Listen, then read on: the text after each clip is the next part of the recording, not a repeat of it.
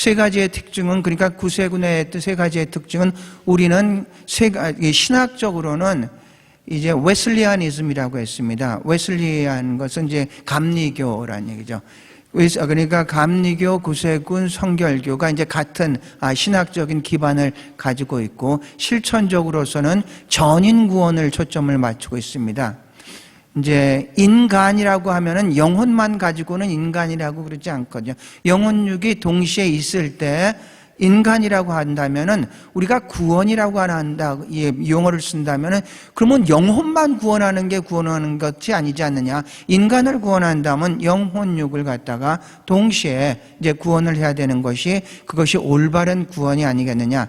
그래서 전인 구원에 이제 초점을 맞추고 있습니다. 그래서 이 성경에 구원이라는 단어는 소테리아라는 단어인데, 소테리아라는 단어는 죄에서부터 구원뿐만 아니라 물에 빠진 자를 건져내 했을 때도 소테리아라고 그러고, 먹을 것 없는 자에게 먹을 것을 줬을 때도 소테리아라고 그러고, 감옥에 있는 자를 풀어나게 할 때도 소테리아라고 그럽니다.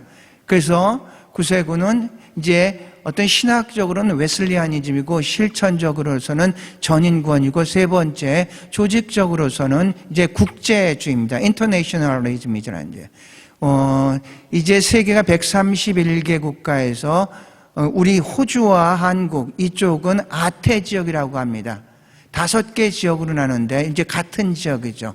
이렇게 해서 이제 행정이 돌아가고 있습니다. 이게 이제 구세군의 전반적으로서 이제 활동인데, 이제 오늘 우리가 생각할 것은 이제 구세군에서 특별히 이제 예배에 대한 겁니다.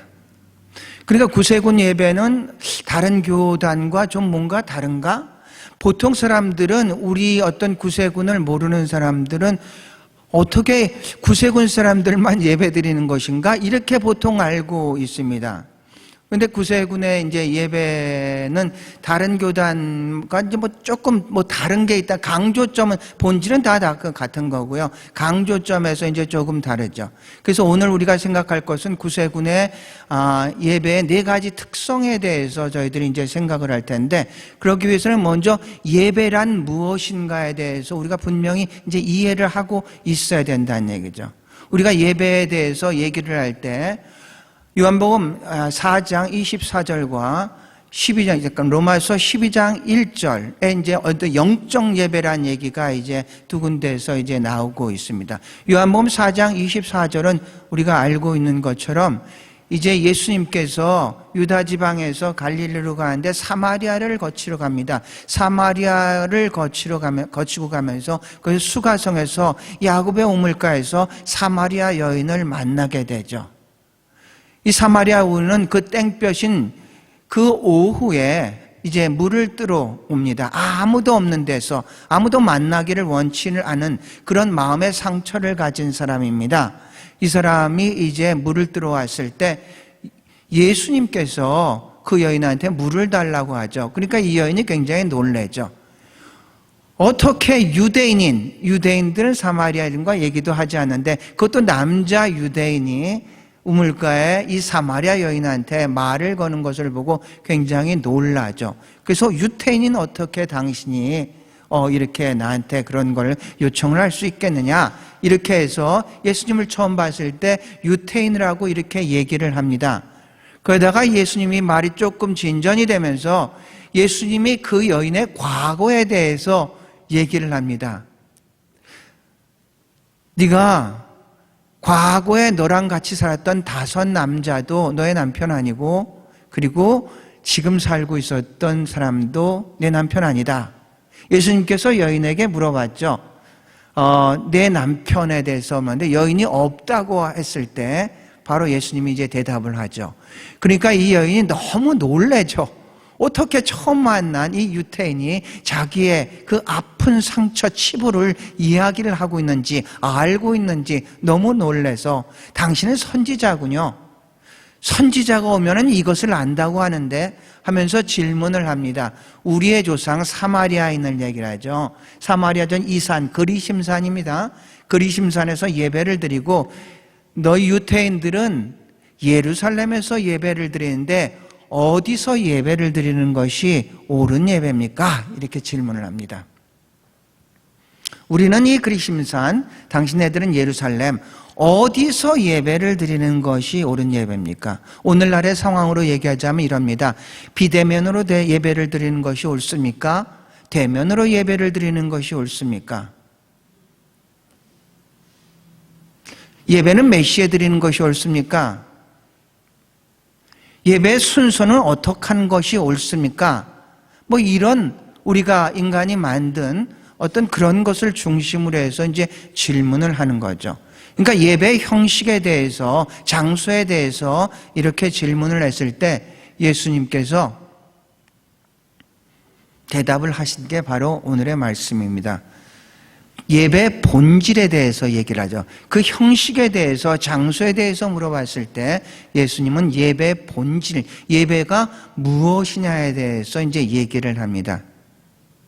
하나님은 영이시니까 예배 드린 자가 영과 진리, 신령과 진정으로 예배를 드릴지니라. 여인은 어디라고 장소에 대해서 물어봤는데 하나님은 예배 본질, 예배라는 게 무엇이냐에 대해서 말씀을 한 거죠. 하나님은 영이시기 때문에 여기에서의 하나님은 영이시라는 게 푸뉴마입니다. 푸뉴마. 이 푸뉴마는 하나님의 영이고 예배 드린 자가 영과 이 영도 똑같이 푸뉴마인데 이것은 거듭난 인간의 영을 얘기를 하고 있습니다. 영이신 하나님께 거듭난 인간의 영, 성령의 도움을 통해서 하나님 앞에 예배를 드리는 것이 그것이 옳은 예배다. 이렇게 말씀을 하고 있습니다. 그러니까 장소가 어디든지 그것을 구애받지 말고 정말로 예배를 드리는 자는 영과 진리로 영이신 하나님께 영으로 예배를 드리라는 얘기입니다. 하나님이 창세기 1장 27절 보면 하나님이 인간을 하나님의 형상으로 만들었다고 했습니다. 하나님의 형상이라고 만들었다는 것은 우리를 뭐 하나님같이 하나님이 이렇게 생겼다는 의미가 아니라 하나님이 영이시니까 인간을 영적인 존재로 만들었다는 얘기입니다. 그래서 인간은 하나님과 만나 하나님과 교제를 하는 바로 그런 존재인데 창세기 3장에 인간의 죄로 인해서 하나님과의 단절이 나타나죠. 생명이신 하나님과 분리가 되고 단절이 된다는 것은 그건 바로 죽음을 얘기를 하는 겁니다. 죽음이라는 것은 단절입니다. 분리란 얘기입니다. 그런데 예수 그리스도를 통해서 다시 그것을 회복시켰죠. 다시 하나님을 하나님됨을 알게 하고 하나님과 만나서 하나님과 교제하며 우리의 최상의 것을 하나님 앞에 올려드리는 것이 그게 바로 예배란 얘기입니다. 한문에 배라는 것은 엎드릴 배자입니다. 엎드릴 배. 엎드려서 완전하게 엎드려서 하나님께 예의를 표현하는데 어떻게 표현을 하냐면은 로마서 12장 1절을 보면은 같이 한번 읽어보시겠습니까? 그러므로 형제들아 내가 하나님의 모든 자비하심으로 너희를 권하노니 너희 몸을 하나님이 기뻐하시는 거룩한 산 제물로 드리라. 이는 너희가 드릴 영적 예배랴. 우리의 몸을 하나님이 기뻐하시는 거룩한 산 제사 드리라. 이렇게 했습니다.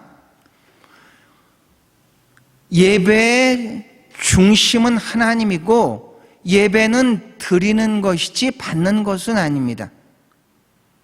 예배의 초점은 드리는 겁니다. 뭐를 드리냐? 너희 몸을 거룩한 산 제사로, 하나님 기뻐하는 거룩한 산 제사로 드리라.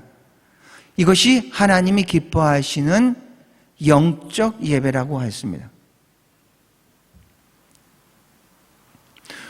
우리의 몸이나 우리 자신을 얘기하는 거죠. 우리 자신을 하나님 앞에 드리라. 이것이 하나님이 기뻐하시는 영적 예배다. 이런 얘기입니다. 우리가 물질을 드리는 것도 그렇습니다. 우리가 물질을 드리는 것도 물질의 일부를 드리는 것이 아니라 물질을 드리면서 이것은 나를 드리는 것과 같은 그런 자세를 가지고 있어야 된다는 얘기입니다. 열의 하나는 하나님의 것이 아니고 열의 아홉은 내게 아니라 열의 하나를 하나님 앞에 드린다는 것은 모든 것들이 하나님의 것입니다 하고 고백하는 그런 신앙의 고백이라는 얘기입니다.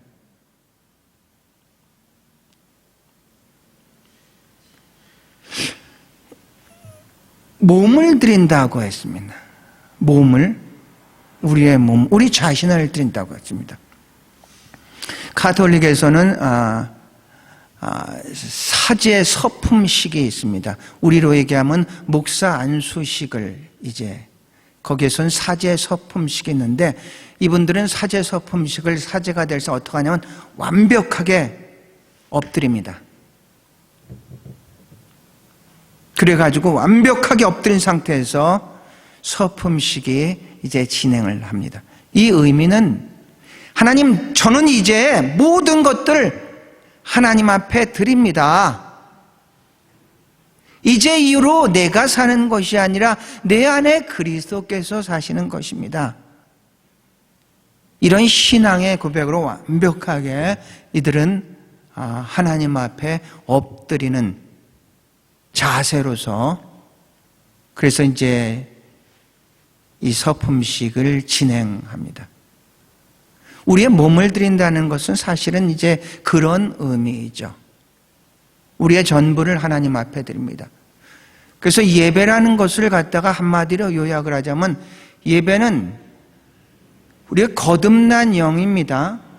이것은 하나님은 영이시니까 영이신 하나님과 만나고 교제하기 위해서는 우리가 반드시 거듭난 자가 드리는 것이 예배입니다.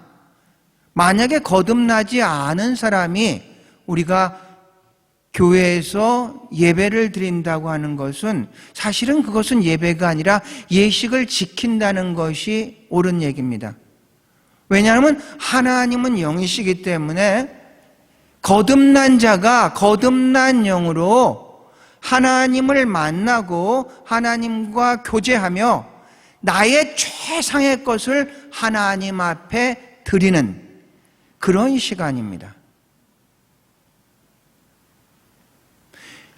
헬라어에서 프로스키네오라는 것은 이런 얘기입니다. 이제 엎드리다, 무릎 꿇고 이게 키스하다라는 뜻도 있습니다. 그러니까 우리가 영화 같은 데 보면은 이 황제나 아주 높은 사람한테 이 밑에 사람이 그 손을 내밀면은 이제 키스를 한다. 뭐 이제 그런, 이제 당신한테 100% 순종합니다. 복종합니다.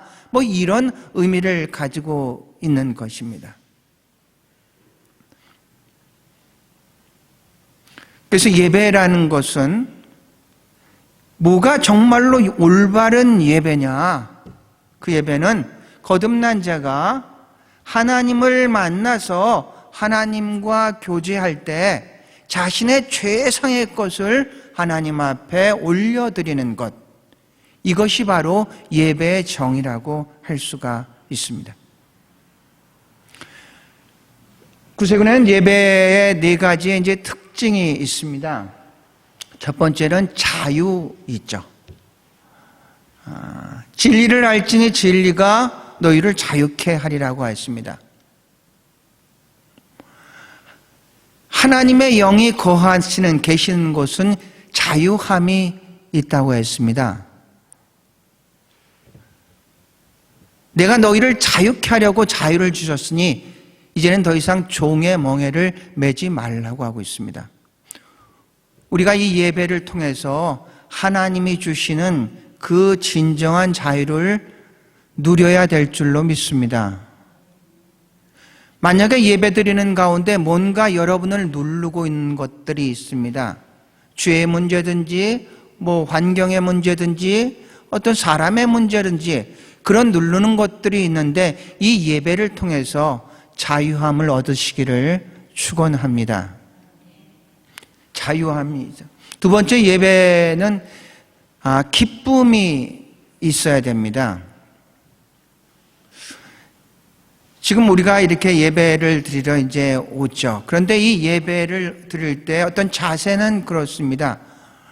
우리가 은혜로서 구원받은 그 구원의 감사와 감격을 가지고 예배를 통해서 기쁨으로 주께 영광을 돌리는 것, 이게 우리의 어떤 예배의 자세라는 얘기죠. 기쁨이 있어야 된다는 얘기입니다. 여러분 안에 기쁨 충만하시길 축원합니다.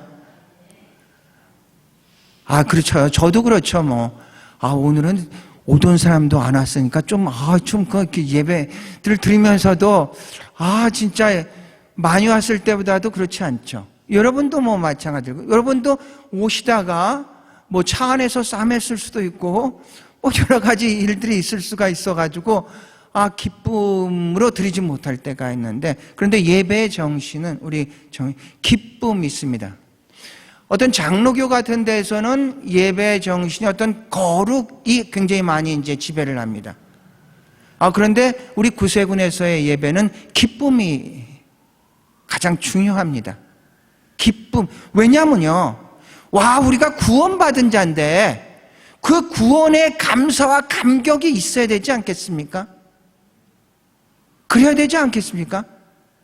우리의 상황을 넘어서, 환경을 뛰어넘어서 우리가 하나님 앞에서 하나님과 교제하면서 하나님이 주시는 그 기쁨을 누리며 하나님 앞에 예배를 드려야 될 줄로 믿습니다. 자, 세 번째 특징을 보면요, 참여. 구세군은 이게 참여가 이제 굉장히 또 강조돼. 우리는 예배에 방관자가 아니라 참여자입니다. 운동장의 관람자가 아니라 그 필드에서 뛰고 있는 운동선수란 얘기입니다.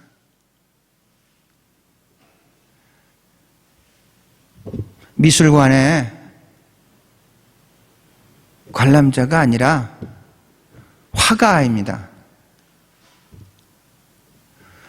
요새 손흥민 선수가 이제 영국에서 굉장히 주가가 이제 올라가고 있습니다. 손흥민 선수는 공격수입니다. 그런데 그 게임을 공격수만 잘해서 이기지는 않습니다. 거기엔 수비수도 잘 해야 되고 또 허리를 막고 있는 미드필더도 잘 해야 됩니다.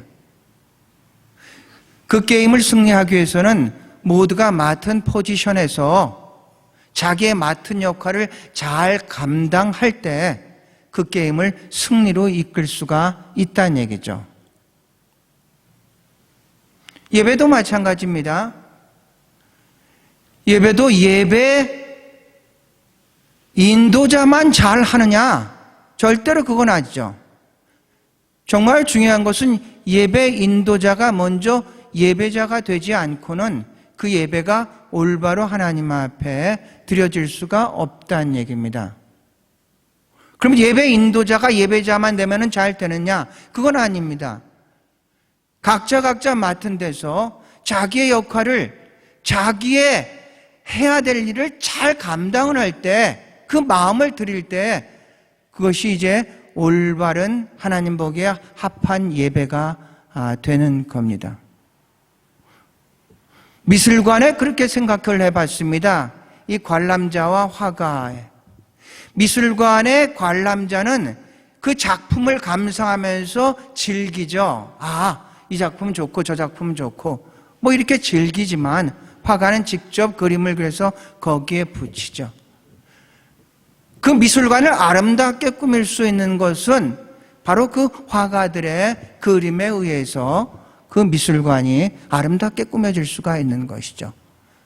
이 예배를 하나님께서 올바로 정말로 기쁘게 받아들일 수 있는 것은 어떤 한 사람만 잘해서 되는 것이 아니라 우리 모두가 같은 마음을 가지고 성령의 인도함을 따라서 하나님 앞에 올려드릴 때 이 예배가 예배다울 수 있는 줄로 믿습니다. 이것은 어떤 숫자와랑은 관계가 없습니다. 그런데 우리는 보이는 게 숫자이기 때문에 숫자에 굉장히 민감하죠. 보이는 게 사람이기 때문에 사람에 민감한데 절대로 우리가 하나님 앞에 예배를 드린 자는 같이 드리지만 하나님과 나와의 1대1의 관계로 그 자세로 우리가 예배를 드려야 된다는 얘기입니다. 특별히 구세군에서는 이 간증 같은 것이 이제 굉장히 중요합니다. 간증은 우리의 삶을 나누는 건데, 간증은 내 이야기를 하는 것이 아니라 나를 통해서 역사하시는 하나님의 이야기를 하는 것이죠. 만약에 우리 가운데 정말로 집안에서 잘된 일이 있고 좋은 일이 있는데 내 이야기를 나눌 수 있는 그런 친구가 없다면은 그 얼마나 불행하겠습니까?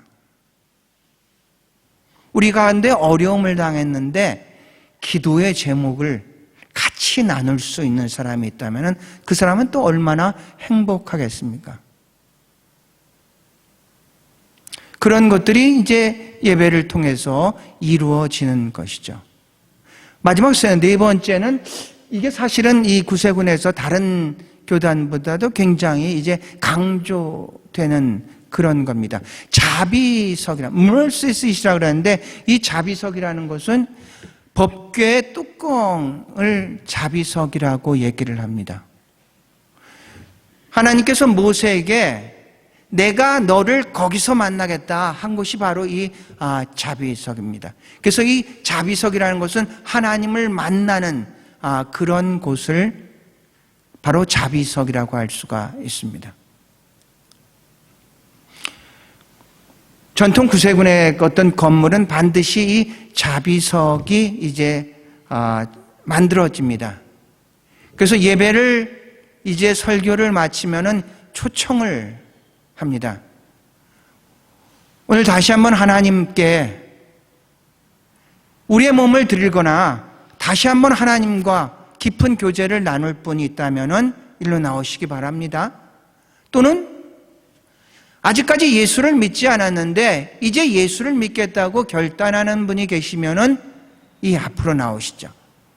물론 꼭 이 앞으로 나와서 그래야지만 하나님을 만나는 것은 아닙니다. 자비석의 개념이라는 것은 하나님을 만나는 그 장소를 의미하는 겁니다.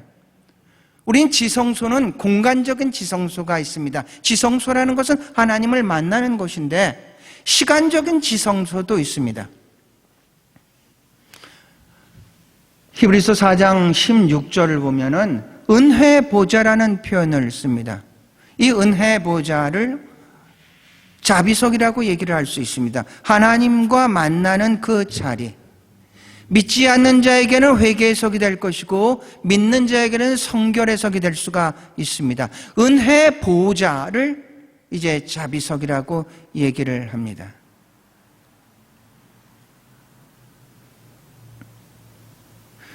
여러분의 자비석은 혹시 어디에 있습니까? 날마다 하나님과 만나는 그런 자비석이 있습니까? 혹시 시간의 자비석은 또, 시간의 은혜 보좌는 또 따로 만들어 놓은 적은 있습니까?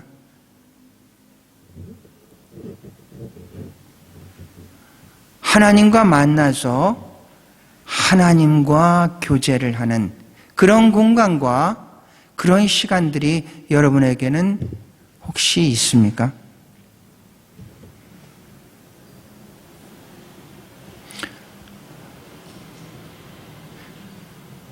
이 네 가지가 구세군에서는 굉장히 중요하게 여기고 있습니다. 전체적으로 다시 보면 구세군의 예배소는 자유함이 있어야 되고요. 예배 속에서는 기쁨이 있어야 되고요. 참여가 있어야 되고요. 자비석이 이렇게 베풀어지는 것이 어떤 구세군 예배의 이제 특징입니다. 정리를 합니다. 우린 예배란 개념을 분명히 좀 가졌으면 좋겠습니다. 예배라는 것은 하나님과 만나 하나님과 교제하며 최상의 것, 너 자신이라고 했습니다. 최상의 것을 하나님 앞에 드리는 데 초점을 맞추는 겁니다. 예배의 승패는 내가 얼마나 받느냐의 승패가 있는 것이 아니라 내가 얼마나 드렸느냐의 예배의 승패가 이루어집니다. 예배를 중심으로 해서 세 종류의 사람이 있습니다.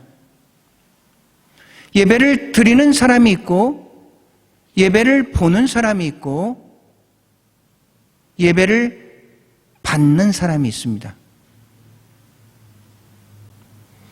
하나님이 중심이 된다면은 예배를 드리는 것이고, 사람이 중심이 된다면은 예배를 보는 것이고, 내가 중심이 된다면은 예배를 받는 것입니다. 우리가 하나님 앞에 예배를 드리는 사람들입니다. 지금 한국에서 이 코로나 때문에 이 예배의 대면과 비대면에서 굉장히 대치하고 정부랑 대치하고 있는 상태인데, 마치 사마리아 여인이 그리심사에서 예배를 드려야 됩니까? 예루살렘에서 예배를 드려야 됩니까? 어느 것이 옳은 예배입니까? 이렇게 예수님께 질문하는 것은 오늘 우리에게 대면으로 예배를 드려야 됩니까? 비대면으로 예배를 드려야 됩니까? 그게 어느 쪽이 올바른 예배입니까? 이런 질문과 같은데, 그때 예수님께서 하신 말씀은 하나님은 영이시니 예배드린 자가 영과 진리로 예배드릴지니라. 이것이 예수님의 대답입니다. 우린 형식이나 어떤 틀에서 좀 자유함을 가져야 되겠습니다. 우리는 하나님이 주신 그 구원의 그 기쁨을 회복해야 되겠습니다. 우리는 마치 예배를 드릴 때 방관자처럼 그렇게 예배를 드린 것이 아니라 적극적으로 참여자로서 우리가 하나님 앞에 예배를 드려야 되겠고, 그리고 같이 예배를 드리지만 궁극적으로 하나님 앞에서는 우린 단독자로서 만나는 겁니다. 하나님 앞에는 누구든지 단독자입니다. 마지막 그 순간 우리가 결단을 할 때든지 마지막 그 하늘에 갔을 때든지 1대1의 관계로 만나는 겁니다. 그 관계는 바로 이 자비석을 통해서, 하나님과 1대1의 관계를 통해서 우리가 계속해서 성숙될 수도 있고 그렇지 않을 수도 있습니다. 바라고 하는 것은 이 네 가지의 구세군의 특징이, 예배의 특징이 예배를 드릴 때마다 여러분의 삶 속에서 나타나기를 바랍니다.